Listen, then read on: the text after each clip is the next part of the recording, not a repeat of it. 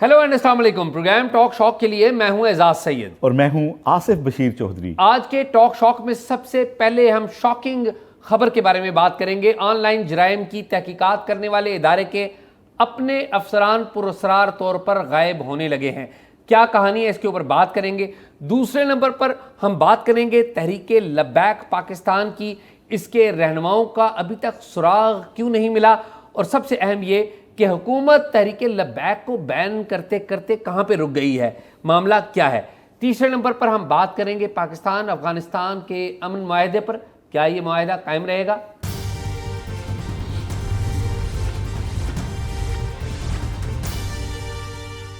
क्या हाल है एजाज, कैसे हैं आप? आसिफ, मैं खैरियत से हूँ, आप सुनाएं। आपकी सेहत ठीक है? आपको कोई तबीयत ख़राब? हाँ, ये तो आपको पता है आजकल क्या चल रहा है। लेकिन मैं इससे भी ज़्यादा अहम आसिफ ये है कि national cyber crimes investigation agency NCCIA जो कि पीका कवानीन के तहत ही वजूद में आई है, अभी नई एजेंसी है। FIA के अंदर एक इदारा होता था साइबर क्राइम्स विंग, अभी भी है।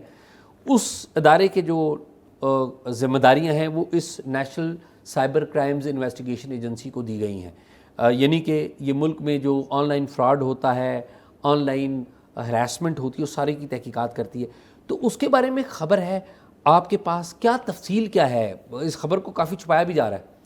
देखें एजाज, ये मामला तो उस वक्त सामने आया जब इस्लामाबाद हाई कोर्ट में जो असिस्टेंट डायरेक्टर ऑपरेशंस थे NCCIA के, वो जब लापता हुए और उनके वकील साहब ने अदालत में ये इंकशाफ किया कि उनकी अहलिया जो हैं रोज़ीना उस्मान, उन्होंने जो पटिशन डाली थी, उनकी तरफ से मुझे कॉल मौसूल हुई। ये बात कर रहे हैं जस्टिस ये रिजवान अब्बासी एडवोकेट सीनियर। अच्छा, ये असिस्टेंट डायरेक्टर का नाम क्या है ज़रा थोड़ा? उनका नाम है उस्मान।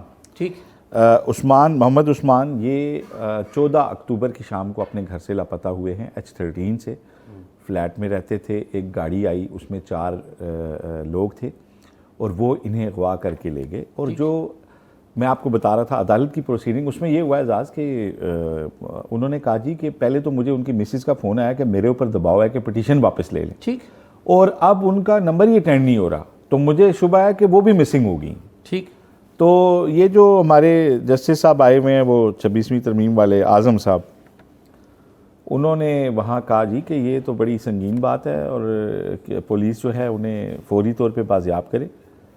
तो पुलिस की तरफ से कहा गया जी मैं 7 दिन की मोहलत दें, और अदालत ने खैर उन्हें 3 दिन का टाइम दिया और उन्होंने कहा जी देखें कि आप ये बाजियाब करें, नहीं तो फिर जिस तरह बाकी जज यहाँ पे काम कर रहे हैं शायद हमें उस तरह ना करना पड़ जाए। तो लेकिन एजाज, सबसे अहम बात यह है कि वो जो मुतनाज़ा पीका कानून था जिसमें राय देने को काबिल दस्तंदाजी पुलिस बनाया गया पाकिस्तान में, और फिर एक इदारा इसके जो है हवाले से बनाया गया, इसमें जो अब तक की मालूमात सामने आई हैं उसमें ये पता चला है कि सिर्फ एक शहर नहीं, मुतअद्दिद शहरों से इसके लोगों को अगवा किया गया है। ठीक। अब अगर हम बात करें लाहौर की, तो लाहौर से इसके जो हैं 3 अफसरान अगवा हैं। एक एडिशनल डायरेक्टर हैं, एक डेप्टी डायरेक्टर हैं, एक असिस्टेंट डायरेक्टर हैं। बिल्कुल ठीक। गुजरांवाला से एक असिस्टेंट डायरेक्टर अगवा हैं। उसके अलावा रावलपिंडी से एक असिस्टेंट डायरेक्टर अगवा हैं। अब जो इस्लामाबाद से डिप्टी डायरेक्टर उस्मान अगवा हुए हैं, उनका मामला तो अदालत में आ गया। और एजाज़, बड़ी हैरत की बात है कि वफाकी दारुल हुकूमत में जो सेफ सिटी के कैमरे हैं, पुलिस ने अदालत में बताया जी कि जो नंबर प्लेट गाड़ी पे लगी हुई थी वो नंबर प्लेट जो है वो फेक है। तो अदालत ने कहा जी कि ये कैसे हो सकता है कि इस्लामाबाद में इतने नाके हैं, इतने कैमरे हैं और फेक नंबर वाली गाड़ियाँ यहाँ पे मूव हो रही हैं। तो जो अदालत में बताया गया कि स्याह शीशों वाली गाड़ी थी और 4 लोग आए। अब आप देखें कि आप बताएं कौन हो सकते हैं ये लोग। मैंने आज जब ये सारा मामला हम नोटिस में आया तो मैंने एक बड़े पावरफुल वज़ीर हैं उनको कॉल की। मैंने कहा कि जी NCCI के कोई अफसरान जो हैं लापता हैं, तो उन्होंने कहा जी मेरे इल्म में नहीं है और मैं कोई बात ना इस वाले से जानता नहीं हूँ। तो मैंने कहा जी मैं ये बता दूँ। उन्होंने कहा जी नहीं, मेरा नाम ना लें। तो उन्होंने भी मुझसे माजरत एक कर ली, गवर्नमेंट के वज़ीर ने। देखें अच्छा। एजाज, एक बात है ना लॉजिकल। देखें, अगर ये कोई क्रिमिनल्स हों तो क्रिमिनल ये थोड़े ही घर फ़ोन करके कहते हैं कि आप, उन्हें डर होता है हम ट्रेस हो जाएंगे। जी जी।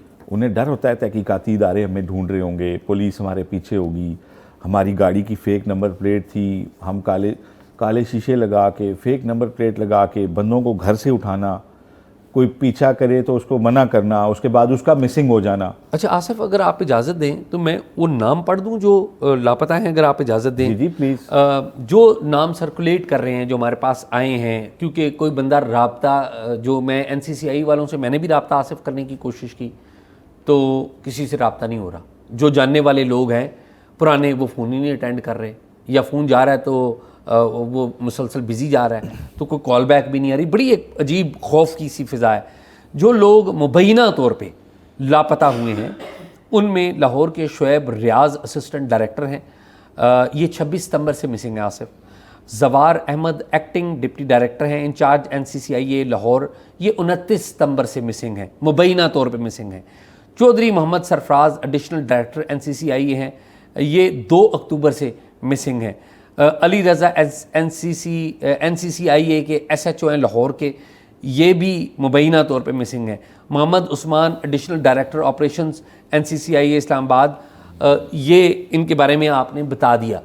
तो ये नाम सर्कुलेट कर रहे हैं। ये 7 लोग अभी तक, दिल्ली गुजरांवाला के अलावा 4 लाहौर से, जी हाँ, गुजरांवाला, लाहौर और अब इस्लामाबाद से। और एजाज़, इसमें जो सबसे बड़ा इम्तहान है ना, देखें हम तो इस इदारे को समझते थे कि मीडिया की आवाज़ें दबाने के लिए और उनके लिए वो सियासी अज़ाइम के तहत आएगा। बाकी जो सोशल मीडिया पे गालम गलोच और कचरा ब्रिगेड और वो, उसके तो हम भी ख़िलाफ़ हैं, बिल्कुल सही बात। लेकिन हमें अफसोस पता है अब, और जो ज़्यादा जो अफसोस की बात है और परेशानी की बात है, इसके जो अफसर लगाए गए थे ना, वकारुद्दीन सैयद, जी हाँ, पुलिस ग्रुप के यहाँ SSP DIG ऑपरेशन इस्लामाबाद रहे, बड़े भले, बड़े धीमे मिजाज के, बड़े डिसेंट अफसर माने जाते हैं, प्रोफेशनल आदमी भी हैं। उनके लिए एक बड़ा चैलेंज होगा कि उनके इदारे के लोग इस तरीके से मिसिंग हैं। और किसी, देखें ये कोई इनको अगर ये कोई क्रिमिनल्स हैं तो ये कितने ऑर्गेनाइज हैं कि एक इदारे के ख़िलाफ़ जो FIA को ही और पुलिस को, ग्रुप के अफसरान को उठा रहा है मुख्तलिफ शहरों से, घरों से और दफ्तरों से, और उसको ये पता है कि मुझे कोई नहीं पकड़ सकता। अच्छा आसिफ, तो इसमें ना 2 सीन हो सकते हैं, हाँ, 2 मंजरनामे हो सकते हैं। एक तो ये है कि अगेन हम एक तजिया कर रहे हैं, हमारे असेसमेंट है तजर्बे की बुनियाद पे, कि मुमकिन है कि कुछ इस अदारे के NCCIA के अफसरान को कोई टास्क दिया गया है जो इन्होंने रिफ्यूज़ किया है, या इनके किसी काम की वजह से कोई पावरफुल लोग नाराज़ हैं। ये 2 ही बातें हो सकती हैं ना। तीसरा, कोई ऑर्गेनाइज्ड क्राइम आसिफ स्टेट के अलावा, रियासत के अलावा कोई इतना बड़ा ऑर्गेनाइज नहीं हो सकता कि इस्लामाबाद से भी अगवा हो जाएं, मुबैना तौर पे लाहौर से भी हो जाएं, गुजरांवाला से। मेरा नहीं ख्याल कि रियासत से परे है कोई, ठीक है। ये काम किसी भी तरीके से स्टेट एक्टर्स का ही है, ये नॉन स्टेट। अच्छा, और ज़्यादा जुल्म की बात यह है कि अगर इसमें स्टेट एक्टर नहीं है इन्वॉल्व तो आगे बढ़ें, वो आएँ, उनके पास रिसोर्सेज हैं, हमारे टैक्स के रिसोर्सेज हैं, इस मुल्क की हिफाजत का काम उनको दिया गया है, वो आएँ बताएं ये किधर हैं। अगर वो नहीं, अगर उनके पास नहीं ये है, तो देखें, अगर स्टेट को नहीं पता तो ये तो फिर उससे भी बड़ी नाअहली है, उससे बड़ी नाअहली और नालायकी है। ठीक बात कि आप को पता ही नहीं है। और लाहौर भी सेफ सिटी कैमरों के से 100% कवर्ड है। आपका क्लेम है कि आप तो नेट्स पे देख के पहचान लेते हैं बंदे को, नादरा से इंटीग्रेटेड है वो सारा कुछ, तो अलार्मिंग है। और ये इदारा अब कैसे काम करेगा आने वाले वक्तों में, जब इसके अपने अफसर, ये मई में कायम हुआ है और सर मंडाते ही ओले पड़े। हम साफियों के ख़िलाफ़ तो चले, जो ये कार्रवाइयाँ कर रहे थे, लेकिन हम बहरहाल इनके ख़िलाफ़ कोई गैर कानूनी कार्रवाई हो तो हम ज़रूर आवाज़ बुलंद कि देखें, इन अफसरों ने, अगर इनसे कोई गलत काम हुआ है तो इनके साथ कानूनी कार्रवाई होनी चाहिए थी। ये अगर कोई गलत काम हुआ है, एक प्रपोजिशन है ना, एक मफरूज़ा है, अगर कोई गलत काम हुआ है, कानून से बाहर हुआ है, तो कानून के मुताबिक डील होना चाहिए। अगर फर्ज करें उनसे गलत काम भी हुआ है ना, उनको अगवा करके, तो उससे भी बड़ा गलत काम कर दिया, तो उससे बड़ा गलत काम हो गया। और मैं नहीं समझता कि इस तरह इंडिपेंडेंट इदारे फिर काम कर सकते हैं अगर आप इस तरीके से उन्हें अगवा करें। और अगर नॉन स्टेट एक्टर्स इन्वॉल्व हैं तो स्टेट का बहुत बड़ा फेलियर है कि उनको मुख्तलिफ शहरों से एक इदारे के लोग अगवा होने शुरू हो जाते हैं और उनको पता नहीं है। और रियासत जो है वो काले शीशों वाले लोग और जैली नंबर प्लेटों वाले लोग इन इदारों के लोगों को उठा रहे हैं, तो आम आदमी का क्या होगा? कोई शक ही नहीं आसिफ। और ये बड़ी मेरी मैंने भी उनको कॉल की थी, वकारुद्दीन सैयद साहब को, मेरी उनसे लैक है जब वो यहाँ DIG ऑपरेशंस थे तब से, फिर वो GB चले गए थे, तो भले आदमी हैं, नहीं वो बड़े प्रोफेशनल आदमी हैं। जब वो पुलिस भी थे तो with in the parameters of law वो बात किया करते थे, और मुझे याद है पिछले दौर में यहाँ पर DIG थे, तो with in the parameters of law वो बात किया करते थे। मैं तो उनका वैसे क्योंकि मुलाकात रही ना, तो मुझे एज ह्यूमन बीइंग भी बड़े अच्छे, वो उनका इखलाक बड़ा पसंद है, बड़े अच्छे धीमे मिजाज के आदमी, बड़े प्यारे आदमी। तो मुझे उनका जवाब नहीं आया, और मैं फील कर सकता हूँ कि वो किस कर्ब में होंगे, किस परेशानी में होंगे। देख लें कि वो भी तो कोई अगवा नहीं हो गए अभी। मेरा ख्याल है अगर 24 घंटे में कोई नहीं आया तो फिर इनके दफ्तर जाके देखना पड़ेगा कि पता नहीं ये ना हो कि ये भी सितंबर अक्टूबर से आ ही ना रहे हो। क्योंकि जो पिटीशन गई ना आसिफ अदालत में, उसमें रिस्पोंडेंट ये भी हैं और सेक्रेटरी इंटीरियर भी हैं आगा साहब। तो मेरे ख्याल में इन दोनों का बड़ा फ़र्ज़ बनता है, सेक्रेटरी इंटीरियर का। और सेक्रेटरी इंटीरियर आपको पता है एक ब्यूरोक्रेट हैं, अगर उनकी नाक के नीचे उनके इदारे के अफसरान को उठा लिया गया है तो मेरा ये ख्याल है सेक्रेटरी साहब आपको रिज़ाइन कर देना चाहिए। सेक्रेटरी साहब फादरली फिगर हैं इन इदारों के, वकारुद्दीन सैयद एक फादरली फिगर हैं। ये इन दोनों के लिए भी देखें, जो भी है इनके बंदों से कोई अगर गलत काम हुआ है तो उसको सामने लाना चाहिए उनके खिलाफ। नहीं आसिफ ये तो बात मैं एक बात कर रहा हूँ ना, मैं तो एक बात कर रहा हूँ, अगर कोई इतना नाराज हो गया कि उठा के ले गया, इतना गुस्सा है तो कुछ थोड़ा कानून के मुताबिक भी तो कर लें। तो खैर आई बिलीव सेक्रेटरी साहब इसके ऊपर नोटिस लेंगे। मैंने सेक्रेटरी साहब के बारे में अच्छी बातें सुनी हैं फ्रैंकली, और मैं नहीं एक्सपेक्ट करता कि अगर सेक्रेटरी साहब के नीचे से, उनकी नाक के नीचे से उनके अफसरान को उठाया जा रहा है और वो कुछ नहीं कर पा रहे, तो मैं बड़े अदब से कहूँगा कि फिर सेक्रेटरी साहब आप किसी काम के नहीं हैं, आप छनकना लेके हाथ में बजाएं। मैं तो ये कहूँगा। देखें सेक्रेटरी साहब, आप वज़ारत दिफा के ऊपर नज़र रखें, वहाँ पे सेक्रेटरी के इख्तियारात कितने हैं, अभी कौन एक्सरसाइज कर रहा है, थोड़ी सी चीज़ें ज़हन में रखें। और आप देखें मोहसिन नकवी साहब, वो थोड़ी सी चीज़ें ज़हन में रखें, वहाँ भी बहुत सारी चीज़ें हिली हुई हैं। जी। लेकिन एजाज़, ये वो इदारा है जो साइबर क्राइम, इसकी जुरिस्डिक्शन नहीं होती ना, ऑनलाइन क्राइम। इन्होंने अगर ऑनलाइन क्राइम को पकड़ने वाले, उनके लोगों को प्रोसिक्यूट करने वाले, इनके पास भी बड़ी पावर्स होती हैं, बड़े इक्विपमेंट होता है। अगर उन लोगों का ये हाल है तो बहुत ही अफसोस है। एंड आई एक्सपेक्ट अगेन कि सेक्रेटरी इंटीरियर इस मामले के ऊपर फौरी तौर पे सामने फौरी ले, और नहीं तो पब्लिक करेंगे कम से कम। कोई बात करने के लिए तैयार नहीं, इतना खौफ। जी तो अच्छा एजाज, मेरा ख्याल है इस पे तो बात होगी। जी। अब हमें ये बताएं कि आपके पास एक जो है क्या अपडेट्स हैं तहरीक लब्बैक के हवाले से? आसिफ, तहरीक लब्बैक के बारे में छोटी सी बात मैं करूँगा, लंबी बात नहीं करूँगा, ज़्यादा अपडेट नहीं है। पहली बात तो यह है कि आपको पता है कि साद रिजवी और उनके भाई अनस रिजवी, इनके बारे में इनके बारे में गवर्नमेंट ने कहा कि वो रूपोश हुए हैं, और शुरू में इतला यही है कि साद रिजवी रूपोश हुए हैं, ये तो कंफर्म होती है बात। हमारे एक जर्नलिस्ट हैं गुजरांवाला से, उन्होंने एट दैट टाइम जब सारी दुनिया वो कर रही थी, अंदाज़े कर रही थी, तो उन्होंने उस दिन अपने फेसबुक के ऊपर लिखा हुआ था। हमारा शो तो अगले दिन आया, मुझे बाद में हमारे किसी कुलीग ने बताया कि अंसर जो है हमारे जियो के गुजरांवाला के नुमाइंदे, उसने उस दिन अंसर साहब ने लिख दिया था कि जी रूपोश हो गए। हमारा प्रोग्राम वो फेसबुक पे लिखा जा रहा है, हमें तो नहीं पता। और मेरे पास तो डिफरेंट इतला थी ना कि जी हाँ, लेकिन अब आप ये कह रहे हैं ना, मैं अब ये समझता हूँ कि मुझे लगता ये है मुमकिन है कि आप और मैं देखें कि शायद कोई वीडियो आए, मुमकिन है फिर पता लगे कि जी वो अदालत में पेश हो गए हैं और फिर उनके खिलाफ केस समात हो। मुझे लगता है कि अब इनके पास वो आ चुके हैं, इनकी कस्टडी में हैं। ये मेरा अंदाज़ा है, खबर नहीं है मेरी, मेरा अंदाज़ा ये है, क्योंकि ये जो हमारे इंटेलिजेंस के इदारे हैं, इनकी जो असर व रसूख है TLP के अंदर बहुत ज़्यादा है, ठीक है। अच्छा, और फिर अगेन आप कोई दुरुस्त काम भी गलत तरीके से करें तो उसके नताइज अच्छे नहीं होते। ये अच्छे नताइज वाला रास्ता अख्तियार नहीं करती। ये कानून की जो बालादस्ती पे जब तक रियासत यकीन नहीं करेगी ना, तब तक कुछ नहीं होगा, आम आदमी भी नहीं करेगा। अच्छा, अब एक आखिरी बात उसमें कि आपको पता है मोबाइल फ़ोन के ऊपर मैसेजेस आया करते थे लोकल, अब वो लोकल मैसेजेस नहीं आ रहे, ना होने के बराबर है।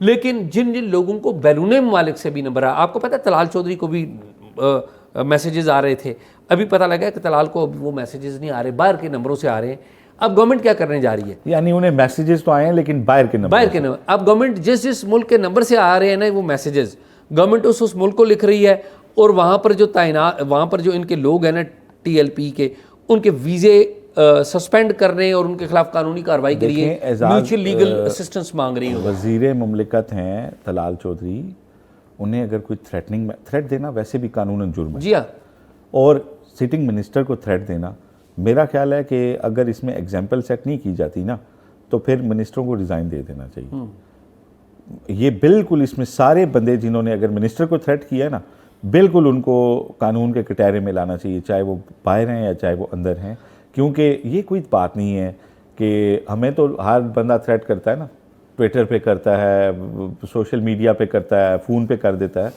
लेकिन आप वज़ीरों को और मुतलका वज़ीर इंटीरियर के उनको अगर कोई थ्रेट करता है और कुछ भी नहीं होता तो ये हौसला अफजाई होती है ऐसे। नहीं, आई बिलीव कि तलाल चौधरी के बारे में गवर्नमेंट इसको एक्शन लेगी, बिल्कुल लेना चाहिए खुद भी।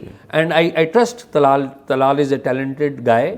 मेरा ये ख्याल है कि वो उस पर कुछ ना कुछ करेंगे। एक तो ये, दूसरा ये है कि जितने भी फाइनेंशियर्स हैं जो पैसे TLP को देते थे उनको पकड़ा जा रहा है। तीसरे नंबर पे और आखिरी नंबर पे बात यह है कि फेडरल गवर्नमेंट ने चारों सूबों से राय मांग ली है, सूबे राय दें, लेकिन अनफॉर्चुनेटली आप देखें कि पाकिस्तान तहरीक इंसाफ ने TLP के साथ यकजहती का इजहार कर दिया है। तहरीक लबैक के खिलाफ सबसे पहली कार्रवाई इमरान खान साहब ने की थी, वफाकी वज़ीर दाखिला शेख रशीद अहमद ने की थी, गोली चलाने का इख्तियार भी दिया और था, अभी वही और रिकॉर्ड पे उन्होंने कहा था ये दहशतगर्द हैं, फॉरेन फंडेड हैं, पाकिस्तान के खिलाफ हैं, अवाम के, ये मैंने खुद वो कवर की थी। आप आसिफ यार देखें कितनी बड़ी दो नंबरी है कि जब आप हुकूमत थे तो इसी तरीके लबैक को आपने बैन करार दिया। नहीं, आप जब अपोजिशन थे तो आप इनके उसमें साथ थे, हाँ।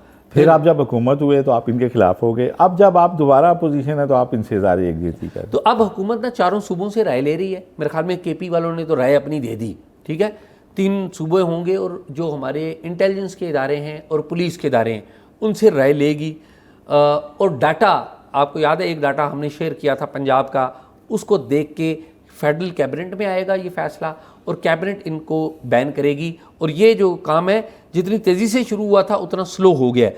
तो ये की जा रही है कि अगले 24 से 48 घंटों में इस बात का फैसला हो जाएगा कि कैबिनेट की कौन सी मीटिंग में इसको हमने पेश कर रहे हैं। और देखें, अगर KP की सूबाई हुकूमत और असम्बली को इख्तियार है कोई भी डिसीजन लेने का, लेकिन भला हो इसको TLP को वहाँ KP भेज दें कि वहाँ बेशक ये काम करे अगर वो चाहते हैं। नहीं, TLP KP का चैलेंज नहीं है, पंजाब का चैलेंज वहाँ करें ना काम। हम कहते हैं हम तो नहीं चाह रहे ना, हमारा सूबा हमारी हुकूमत तो नहीं चाह रही, सिंध नहीं चाह रहा, बलूचिस्तान नहीं चाह रहा।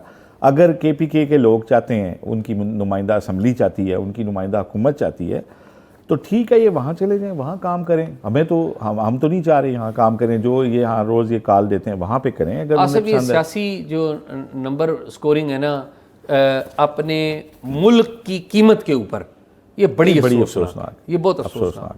तो एजाज़ अगले टॉपिक की तरफ चलें। मेरा ख्याल है अफ़गानिस्तान के हवाले से डील हो गई है, दोनों ममालिक के दरमियान एक पैक्ट साइन हो गया है और उसमें पहली दफ़ा अब हम दोबारा से चीज़ें नॉर्मलाइज़ करने भी जा रहे हैं, ट्रेड भी दोबारा से शुरू होने जा रही है और चीज़ें जो हैं वो नॉर्मल होती नज़र आ रही हैं। लेकिन अक्सर हल्के इन खदशात का इजहार कर रहे हैं कि शायद ये अमन ज़्यादा देर पर नहीं रहेगा। तो आपकी क्या मालूमात हैं और क्या राय है आपकी कि ये लंबा चलेगा मामला? आसिफ, मुझे लगता ये है कि तहरीक तालिबान पाकिस्तान को अपना असर और रसूख TTP के ऊपर आजमाना होगा। B, अगर पाकिस्तान के ऊपर कोई बड़ा अटैक हुआ तो मैं आपको बता दूं कि पाकिस्तान उसका उसी तरह जवाब देगा जिस तरह पहले जवाब दिया। एक मिनट, आपने कहा तहरीक तालिबान पाकिस्तान को अपना नहीं, पर तहरीक तालिबान अफगानिस्तान को अपना रसूख इस्तेमाल करना होगा कि इन्हें समझाएं कि इनके तहरीक तालिबान अफगान तालिबान को TTP के ऊपर अपना असर और रसूख इस्तेमाल करना होगा। अगर वो नहीं करेंगे तो ये बात तय है कि पाकिस्तान एक तो ये अस्करी एतबार से भी उसी तरह का जवाब देगा जो पहले दिया है, एक बात। और दूसरी बात यह है कि तालिबान के ख़िलाफ़ ये फिर कार्रवाई होगी। पाकिस्तान फिर इसे जंग ही सबर करेगा, वो जवाब उसको देगा। और पाकिस्तान ने ये बात, ये मैं बड़ी ज़िम्मेदारी से कह रहा हूँ कि अपने जो मेज़बान थे कतर के इंटेलिजेंस चीफ़ उनको और जो तुर्की के इंटेलिजेंस चीफ़ हैं उनको बता दी है। अब 25 अक्टूबर को जो मीटिंग होने जा रही है, आसिफ मैं ख़बर भी आपको दे रहा हूँ कि वो इंटेलिजेंस के लेवल की खबर होगी, यानी कि वहाँ पे मीटिंग जो 25 अक्टूबर को होनी है वो इंटेलिजेंस ऑफिसर्स के लेवल पे होगी। तो को ये की जा रही है कि वहाँ पे सियासी लीडरशिप नहीं जाएगी, मैकेनिज़्म को पहले तैयार कर लिया जाएगा। हमारे पाकिस्तान भी मैकेनिज़्म को तैयार कर लेगा, अफ़गानिस्तान भी तय कर लेगा, बायलैटरल भी होगी बात, लेकिन वहाँ पर जाके असल अंडरस्टैंडिंग होगी और वहाँ पे जिसे कहते हैं ना डू और डाई वाली बातें हैं। अच्छा एजाज़, एक चीज़ मैंने इसमें और भी पढ़ी कि पहली दफ़ा वो इसमें बात हुई है कि हमारी पोर्ट इस्तेमाल करेगा अफ़गानिस्तान। देखें एजाज़, ये फ़ॉरेन फंडेड तो है ही है पाकिस्तान के ख़िलाफ़ इनकी कार्रवाइयाँ, उसमें ज़ाहिर है इंडिया भी इन्वॉल्व होगा, वो भी पैसे देते होंगे कि जाएँ पाकिस्तान में अनरेस्ट करें। एक जो पहलू है इसका वो सोशो इकनॉमिक भी है। बॉर्डर के दोनों तरफ बैठे हुए जो स्मगलर हैं उन्होंने सारी ज़िंदगी स्मगलिंग की है। यहाँ नॉन कस्टम गाड़ियाँ, इलेक्ट्रॉनिक, सारा कुछ आता रहा। 25,000 के करीब वो लगड़ीज़ हैं, वो बच्चे हैं जो डेली कुछ ना कुछ 1000 रुपये 500 रुपये के लिए उसको स्मगल करते थे पाकिस्तानी साइड पे। अब वो जो बड़े स्मगलर हैं ना, उनको अचानक आपने बॉर्डर बंद कर दिया, तो वो वार लॉर्ड्स भी हैं लोकल, क्योंकि ट्राइबल समाज है, वो असर रसूख भी रखते हैं, तो इन कार्रवाइयों के पीछे उनका भी हाथ है। बाज़ लोगों का ये राय है कि ये जो बॉर्डर बंद किया गया था, इसमें इनको जो आपने इनकी ट्रेड बंद की है उसमें आप इन्हें ग्रेजुअली टैक्स करते, पहले कम टैक्स करते, फिर ज़्यादा, और आहिस्ता आहिस्ता इनको टैक्स नेट में लाते। अभी वो जो है ना, वो भी एक डेस्परेटली पाकिस्तान के ख़िलाफ़ काम करते हैं। मेरा ख्याल है इस पहलू के ऊपर भी पहली दफ़ा बात हुई है, जो ट्रेड के हवाले से इसको रेगुलेट करने की बात हुई है, तो इससे भी मेरा ख्याल है चीज़ें नॉर्मलाइज होंगी। नहीं, आसिफ नॉर्मलाइज होने का इम्कान है। उसकी वजह यह है कि आसिफ सबसे ज़्यादा नुकसान अफ़गानिस्तान के ट्रेडर्स का है और पाकिस्तान का भी है, अगर देखा जाए तो। आप देखें, जब ये सरहद बंद रही है 9 दिन, पाकिस्तान में अनार आता है अफ़गानिस्तान से, अंगूर आता है अफ़गानिस्तान से, टमाटर आता है अफ़गानिस्तान से। आपको पता है इन दिनों में जो आपके अंगूर की कीमत है 1000 रुपये किलो तक गई है। आप रुक क्यों गए हैं?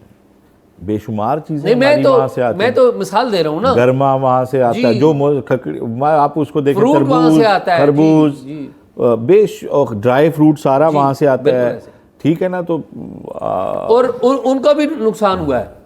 यहाँ पर तो कीमत ऊपर गई ना, कि था वहाँ उनका बिका ही नहीं, खराब बिका नहीं, खराब हो गया। बॉर्डर पे बहुत सारा खराब हो गया, पीछे खराब हो गया वो तो ये मेरे ख्याल में तालिबान को ये समझना होगा कि अगर उन्होंने भी इकॉनमी चलानी है तो इस बात को इंश्योर करें। ये ताजरों का नुकसान हो रहा है, ये लोगों का नुकसान हो रहा है, पाकिस्तान और अफगानिस्तान की लोगों का नुकसान हो रहा है, और ये दोनों मुल्कों का नुकसान हो रहा है।